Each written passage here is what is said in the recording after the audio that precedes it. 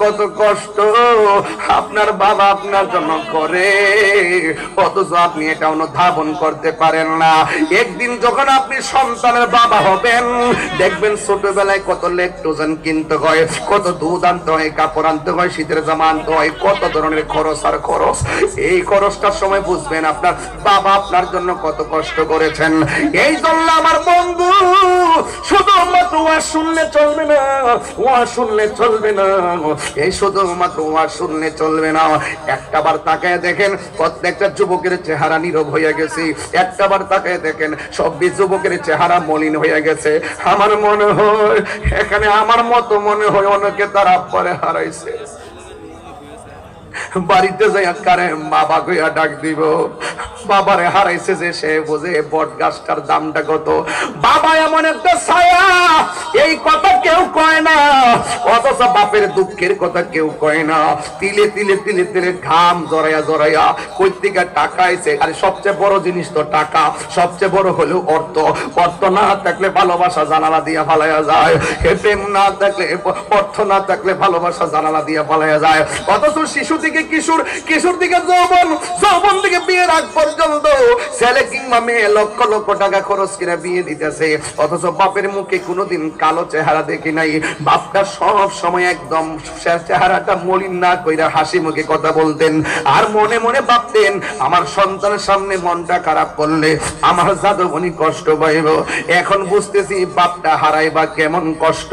আরে এমন দিগম্বরে এমন গুরুস্থান আছে না, আছে না? এই দিগম্বরের মধ্যে এমন কিছু গুরুস্থান আছে, শীতের মধ্যে বাপটা পরে আছে, অথচ আমার গায়ের মধ্যে চাদর লাগাইলাম, ব্লেজার পরলাম, পাঞ্জাবি গেঞ্জি লাগাইলাম, অথচ একটা দুইটা এক রঙের তিনটা পাতলা কাপড় দিয়ে আপনার বাপটারে যে কবরে শুয়াইছে, শীতের মধ্যে কবরে পড়ে আছে। বৃষ্টি হলে বৃষ্টির পানি কবরে ঢুকতেছে, পোকামাকড় ডুইকা অল বডি থেকে গোশতগুলো খুললা হাড্ডিগুলো বাজে বাজে কবরের মধ্যে পড়ে রয়েছে। অথচ দুনিয়ার রং তামাশা শেষ হয় না, বাপের কথা মনে হয় না। ও বন্ধু বন্ধু বন্ধু, আমি তাহিরিকে যদি 1 মিনিটের ভালোবেসে থাকেন, আজকে থেকে ওয়াদা করেন বাপটা কবরে গেছে, বাপের কবরের পারে যাইয়া বাপের জন্য দোয়া করব। আমার নবী আপনার নবী একদিন গুরুস্থানের মধ্যে গেলেন, গুরুস্থানে যাইয়া দেখতেছেন সবটা গুরুস্থানের মানুষগুলো জান্নাতের গালিচাই পড়ে আছে, আর একটা মাত্র কবরের কাছে যাইয়া দেখেন ওই কবরের মানুষটা জাহান্নামের গালিচাই পড়ে আছে। জান্নাতের গালিচাই যারা পড়ে আছে পুরা আনন্দে ঘুমাইতেছে, আর জাহান্নামের গালিচাই যে ছেলেটা পড়ে আছে এমন ভাবে কান্না করে গো, আমার নবী দেইকা চোখের পানি মোবারক ছেড়ে কান্না শুরু করলেন। সাহাবীরা আল্লাহ জুড়ে হবে, সাহাবীরা ডাক দিয়া বলে ইয়া রাসূলুল্লাহ, নবী গো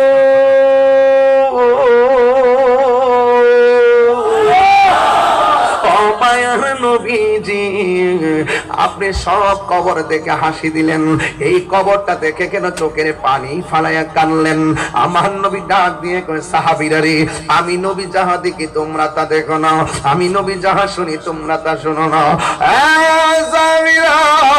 তাড়াতাড়ি বাজারের মধ্যে যাইয়া মাইকিং করো, এলান করে দাও এই গুরুস্থানের মধ্যে আপনজন কার কার কবর দেওয়া হয়েছে, সবাইরে বলবা যার যার আপনজনদের কবরের পারে দাঁড়াইতো।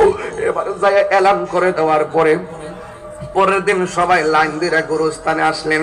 গুরুস্থানের মধ্যে আইসো যেই কবরের ভিতরে আযাব হইতেছে, সবাই তাকায় আছে, না জানি ওই কবরের পারে কে দাঁড়ায়, সবাই তাকায় রইছে। সব কবরের মধ্যে জান্নাতের গালিচা, একটা মাত্র কবরে জাহান্নামের বিছনা, আগুনের বিছানায় ছেলেটা লাফাইতেছে আর কাঁদতেছে। এ আমার বন্ধু ও দিগম্বরের বাবা, কি ভাষায় ওয়াজটা বুঝাইয়া দিয়া যাব? একটা মানুষ আজকে কান্নারছেন না, কথা বলছেন না, তার কারণটা কি? নিশ্চয়ই আপনাদের অন্তরে দাগ কাটতেছে। ওই মুহূর্তে আবার নবী তাকায় রইছেন ওই কবরের পারে কে আসবে, সাহাবীরা তাকায় রইছেন ওই কবরের পারে কে আসবে। কিন্তু দেখা গেল যে এই কবরের ভিতরে কান্না করতেছেন, যে এই কবরের ভিতরে আযাব হইতেছে, ওই কবরের পারে কোন ছেলে আইসা দাঁড়াই নাই, কোন পুরুষ আইসা দাঁড়াই নাই, একটা মাত্র বৃদ্ধা মহিলা লাঠিটারে ভর কইরা কইরা ওই কবরের পারে এসে দাঁড়াইছে। আমার নবী মহিলার কাছে গেলেন, যাইয়া ডাক দিয়া বলে মা,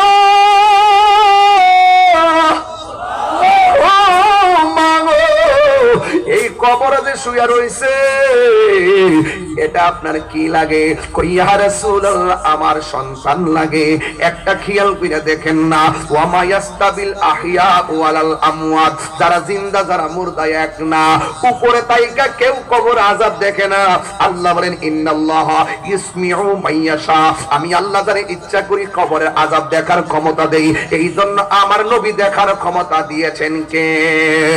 আমার নবী ডাক দিয়ে বলে মা, আপনি যে বলতেছেন এই কবরটা আপনার সন্তানের কবর, আপনি জানেননি এই কবরে আপনার সন্তান সুখে কিনা দুঃখে আছে?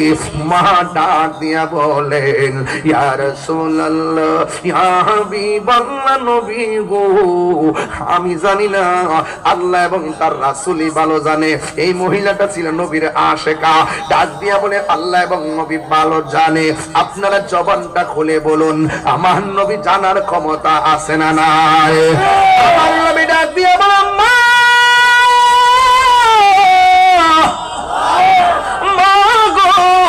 আমি নবী গুরুস্থানের মধ্যে এসেছি। সব কবরের সন্তানগুলো জান্নাতের গালিচার মধ্যে পড়ে আছে, একমাত্র আপনার সন্তানটা জাহান্নামের গালিচার মধ্যে পড়ে আছে। আপনারা বলেন এমন কবর শুনলে মা কষ্ট পায় কি পায় না? কিন্তু যেই মাত্র নবী বলছে আপনার সন্তানটা কষ্টে আছে, মহিলাটা না কান্দা কষ্ট না পাইয়া মুস্কি মুস্কি হাসতে শুরু করলো। আমার নবী ডাক দিয়া বলে মা, আপনি কেন মুস্কি হাসলেন? সন্তানের কষ্টের কথা শুনি না পৃথিবীর কোন মা হাসতে পারে না, আপনি কেন হাসতেছেন? এটার মধ্যে একটা রহস্য আছে। এবার মহিলাটা নবীরে ডাক দিয়া বলে ইয়া রাসূলুল্লাহ আমার সন্তান কবরের মধ্যে কষ্টে আছে, জাহান্নামের আগুনের মধ্যে আছে, এটাই আমি দেখে কেন হাসতেছি জানেননি? আমি কেন আনন্দিত জানেননি? নবী বলে কেন কেন কেন ইয়া রাসূল কেন? ওই মহিলাটা ডাক দিয়া বলেন এ আমার দিগম্বরের বাবাজিরা রে, আমার ও বাহুবলের বাবা, ও নবীগঞ্জের বাবাজিরা গো। আমার নবী ডাক দিয়ে বলেন মা কেন আপনি হাসতেছেন? এবার মহিলাটা ডাক দিয়ে বলেন নবী গো, এই সন্তানটা যেদিন কনসেপ্ট হয়েছে সেদিন থেকে আমি আনন্দিত। যেই দিন থেকে সন্তান পানির ফুটা থেকে গোশত, গোশত থেকে গোশত থেকে হাড্ডি, হাড্ডি থেকে পরিপূর্ণ শরীর হইয়া আমার পেটের মধ্যে লাথি দেয়, তখন থেকে আমি খুশি। ইয়া রাসূলুল্লাহ জীবনে অনেক রাত আমি ঘুমাইছি, ঘুমের ঘোরের মধ্যে আমার সন্তান আমার লাথি দিছে, ঘুম থেকে ভাঙ্গা চোখের পানি ফালাইয়া ফালাইয়া কাঁদছি, এরপরও চোখের পানির সাথে আমার আনন্দ। ইয়া রাসূলুল্লাহ নবী গো, আমি খাওয়ার জন্য বসছি, ওই সময় সন্তান পেটের লাথি মারছে, আমি তখন খাবারটা রাখা দিয়া মানুষে বলছি আমার মুখের মধ্যে রুচি নাই, এরপরও আমি আনন্দিত। ইয়া রাসূলুল্লাহ নবী, আমি যেই দিন প্রেগন্যান্সির ব্যথা উইটা ঘরের মধ্যে গেলাম, ওই দিন মানুষ বলছে এই সন্তানটাকে আমি পেটের মধ্যে ধারণ করে প্রসবের সময় যখন আমি গেলাম, ওই সময়ের ভিতরে মানুষ আমাকে বলল ইয়া রাসূলুল্লাহ ইয়া হাবিবাল্লাহ নবী গো, আমি নাকি প্রসবের সময় বেহুশ হয়ে গেছিলাম, অনেকে বলছে আমি নাকি মরে গিয়েছিলাম। এরপরে কিছুক্ষণ পরে আমার হুঁশ এলো, হুঁশ হওয়ার পরে আমার জাদুমণিরে যখন আমি কুলের মধ্যে নিয়েছি, আমার সব ব্যথা দূর হয়ে গেছে। ইয়া রাসূলুল্লাহ নবী গো, আমার সন্তানকে আমি ডানে শোয়াইছি, পেশাব করছি, আমি আমার জাদুমণিরে বামে নিয়ে গেছি, আমি আমার জাদুমণিরে বুকে নিয়ে গেছি। রাতের বেলা রাতের পর রাত আমি ঘুমাই নাই, এরপর আমার মনে কোনো দুঃখ নাই। হিন্দি মিন টাইমে সন্তান বড় হইতেছে, আমি আমার সব দিয়া ঘাম জড়াইয়া দুইজনে মিল্লা একে মানুষের মতো মানুষ বানাইলাম। এই সন্তানকে নিয়ে অনেক স্বপ্ন দেখেছি, আমি একদিন বৃদ্ধ হয়ে যাব আর আমার জাদুমণি শক্তিশালী থাকবে। আজকে আমার সন্তান ছোট ছিল, আমি ছিলাম শক্তিশালী, আমার সন্তানরা আমি টেক কেয়ার করেছি। একদিন আমার সন্তান বড় হবে, আমি যখন বৃদ্ধ হয়ে শিশুর মতো হয়ে যাব, ওই দিন আমার জাদুমণি আমাকে ভালোবাসবে। কিন্তু আমি দেখলাম চিত্রটা ভিন্ন। আমার সন্তান বড় হওয়ার পর যখন চাকরি হয়েছে, আমি যখন বৃদ্ধ হয়ে হাতের মধ্যে লাঠি এসে গেছি, আমার সন্তান আমার অসুস্থতায় পাশে থাকে না, আমার সন্তান আমার খবর খবর নেই না। আমি একটা ঘরের ভিতরে চোখের পানি ফালাইয়া ফালাইয়া কাঁদছি, আমার খবর কেউ নেই না। ইয়া রাসূলুল্লাহ, নবী গো, এই সন্তানের দ্বারা কষ্ট পাইতে পাইতে আমার কষ্টের পরিধিটা বেড়ে গেছে, দেয়ালের মধ্যে পিঠ লেগে গেছে, আমি আর সহ্য করতে পারি নাই। আমি তখন একদিন রাতের বেলা তাহাজ্জুদের নামাজ পড়িরা, সন্তান আমার খবর নেয় না, অথচ আমি সন্তানের জন্য জীবনটা দিয়ে দিলাম। এই সন্তানটা আমার এত কষ্ট দিল, ইয়া রাসূলুল্লাহ, শেষ পর্যন্ত আমি সহ্য করতে পারি নাই। আমিও তো একটা মানুষ, আমি দুইটা হাত আল্লাহর কাছে উঠাইয়া আল্লাহর বলছি, আল্লাহ আমার সন্তান, তুমি না বলছো ইম্মা ইয়াবলুগান্না ইনদাকাল কিবারা, বুড়া হইয়া গেল মা বাপের সঙ্গে সন্তান ভালো ব্যবহার করা লাগবে। ও আল্লাহ, আমি ব্রত বুড়া হইতেছি, আমার সন্তান আমাকে ভালোবাসে না, আমার সন্তান আমার খবর লই না। ইয়া রাসূলুল্লাহ, এই যে সন্তান দুনিয়ায় আমারে কষ্ট দিছে, তুমিও তারে কষ্ট দিও। আল্লাহ যে আমি ফাগলির দোয়াটা শুনছে, এই আবেদনটা কবুল করছে, এই জন্য শুকরিয়া তান আল্লাহর দরবারে আমি আনন্দিত। চিৎকার মাইরা কি আল্লাহু আকবার বলা যাবে না? এবার আমার নবী, আপনার নবী রাহমাতুল লিল আলামিন তো নবী, উম্মতে কবরের মধ্যে আযাবের মধ্যে আছে, আমার নবীর সহ্য হয় না। ওই মুহূর্তে আমার নবী আল্লাহর ডাক দিয়ে বলেন, ও আমার আল্লাহ গো, ও আল্লাহ, এই সন্তানটা কবরে আযাবে ভুগতেছে, সন্তানের মা সন্তানকে বদদুয়া দিয়েছে, তুমি আল্লাহ কবুল করেছো, ঠিক আছে, এখন একটু মেহেরবানি কইরা কবরের উপরে বিছানাটা একটু খুললা দাও, যেন এই মা তার সন্তানের কষ্টটা ডাইরেক্ট দেখতে পারে। আল্লাহর হাবিব হলো মুস্তাজিবুদ দাওয়া, আমার নবী হলো এমন নবী, আল্লাহকে যদি বলে আল্লাহ দাও, আল্লাহ দিয়ে দিবে, আল্লাহকে যদি বলে আল্লাহ ধ্বংস করে দাও, ধ্বংস করে দিবে। আমার নবী যেই মাত্র বলছে, ও আল্লাহ কবরের সামিয়ানাটা খুলে দাও, সাথে সাথে কবরের সামিয়ানাটা খুলে গেল। আমার নবী, আপনার নবী রাহমাতুল লিল আলামিন দোয়া কবুল হওয়ার পরে মা তাকায়া দেখলো কবরের ভিতরে সন্তানটা এমন জোরে একটা চিল্লি মারছে, আল্লাহ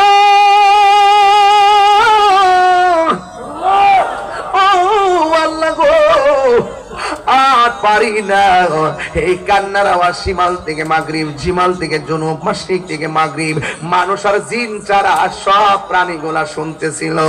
ওই মহিলার সামনে সন্তানের কষ্ট যখন বাইসা উঠছে, আমি একটা কথা বলছি, আপনি আপনার মারে 1000 বার কষ্ট দিলেও একটা বার যদি সুন্দর করে ডাক দেন, যে এই মানুষটা সেকেন্ডে কষ্ট বুইল্লা যায়, ওই মানুষটার নাম হলো বাবা এবং মা, বাবা এবং মা, বাবা এবং মা। ও বন্ধু, মা যখন দেখলো সন্তানের কবরের মধ্যে আযাবের কারণে নাচতেছে, মা তো মমতার চাদর, মা তো মায়ার মা, কথা বলেন না বাজান, ঠিক কিনা? এই কষ্ট দেখা নবীরে ডাক দিয়া কই, নবী গো, আমি তো আল্লাহর কাছে বলছি আল্লাহ কষ্ট দিও, এমন কষ্ট দিব আমি আগে জানলে আমার জাদু মনির জন্য আমি বদদুয়া দিতাম না। ইয়া রাসূলুল্লাহ, নবী গো, একটা বার বলেন না আমার আল্লাহ যেন এই আযাবটা মাফ কইরা দে। এই জন্য আমি বাহুবল বইলা দিয়া যায়, দিগম্বরে বইলা দিয়া যায়, নবীগঞ্জে বইলা দিয়া যায়, 1000 কষ্ট দিয়া তাইকা মারে বিদায় দিয়েন না। আজকে মা আছে দেখা সন্তানের পাশে গেছে, মা মাফ করছে, আর মারে কষ্ট দিয়া যদি কবরে ঢুকায়া দাও, কে তোমারে মাফ করবো? এই জন্য মা কষ্ট দিলে মার কাছ থেকে মাফটা চাইয়া নেন। আজকে রাতে যাই আমার পায়ে ধরে মাফ চাইবেন, আজকে বলবেন আম্মা তাহিরি হুজুর বলছে তুমি বদদুয়া দিলেও নাকি আল্লাহ কবুল করে, তুমি দোয়া করলে নাকি বান্দা আল্লাহর ওলি হইয়া যায়। আপনারা জবান খুলে বলুন, মা বাবার দোয়া সন্তানের আল্লাহ পাক রব্বুল আলামিন কবুল করে কি করে না? মা তুমি আমার আগে যেও না গো মরে, সবাই কর না, মা তুমি আমার আগে যেও না গো মরে, আমি কেমন করে দেব মাটি,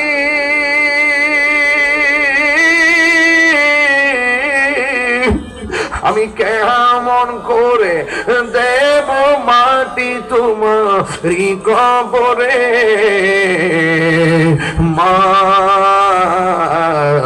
তুমি আমার আগে যেও না গো মরে। সবাই মা তুমি আমার আগে যেও না গো মরে। একটা জবানও বন্ধ রাখবেন না। আবু বকরের মা মাথার মধ্যে মনে আসেনি মাথার মধ্যে কাপড়টা ঝুলাইয়া যতই বলেন না কেন মা তো মাই, প্রয়োজনে কিডনি দিয়ে হলো সন্তানের কিডনি দিবে। কথা বলেন ঠিক কিনা? ওই আবু বকরের মা মাথার মধ্যে কাপড়টারে পেছাইয়া ডাইরেক্ট আমার নবীর বাড়িতে নিয়ে গেল। আমার নবীর ডাক দিয়ে